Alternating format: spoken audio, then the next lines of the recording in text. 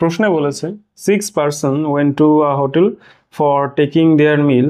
5 of them spent 32 টাকা each on their meal, while 6th person spent 80 rupees more than the average expenditure of all of 6. Total money spent by all the persons. দেখো বলেছে যে ছজন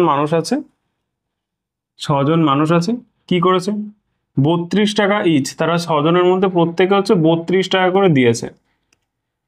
না sorry 5 of them, যে ছজনের মধ্যে ছিল কি 5 জন হচ্ছে 32 টাকা করে দিয়েছে, আর বাকি যে একজন ছিল সে কি করেছে যে spend 80 rupees more than the average expenditure. আমি জানি না এক্সপেন্ডিচার কত, ধরলাম x টাকা, তার থেকে 80 টাকা বেশি দিয়েছে, ঠিক আছে।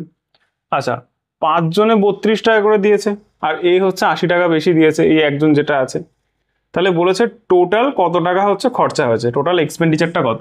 আচ্ছা এই যে 80 টাকাটা কে দিয়েছে, এই যে 6 নম্বর যে ব্যক্তিটা আলাদা যে পার্সনটা আছে ও দিয়েছে, ঠিক আছে।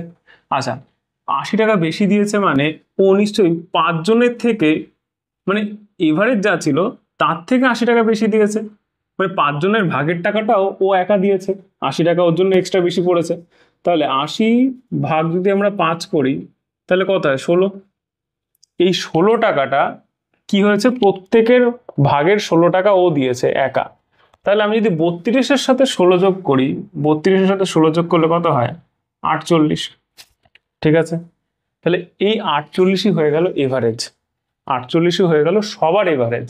তাহলে এটাকে যদি 6 দিয়ে গুণ করে দিই, 6 জন ছিল, 6 দিয়ে গুণ করলে কত হয় 6 × 48 8, আর লাগলো 4 4 6 24 88, তাহলে 288 হবে টোটাল খরচ। এটাই হয়ে গেল ফাইনাল অ্যান্সার।